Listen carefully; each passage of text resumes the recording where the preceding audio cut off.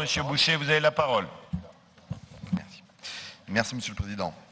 Ce troisième projet autour du territoire du Grand Genève se résume en réalité à continuer, poursuivre, étendre ce qui a déjà été fait, mais aucune évaluation critique de ces 10 années n'a été faite. À l'heure de la mesure perpétuelle des performances, on peut s'en étonner. Je pose cette question parce qu'il y a 10 ans, les élus de mon groupe s'inquiétaient du modèle de développement de ce territoire transfrontalier. En gros, on travaille en Suisse et on habite en France. Ils se disaient déjà que ce modèle n'était pas tenable. L'objectif affiché était de le rééquilibrer, c'est-à-dire de créer des emplois côté français et des logements côté suisse. Or, les chiffres donnés par la délibération confirment que le déséquilibre n'a pas été corrigé, même pas limité.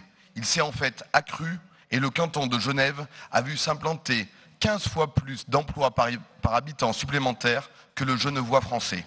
Ce qui devait être freiné s'est donc amplifié, jusqu'à devenir aujourd'hui caricatural.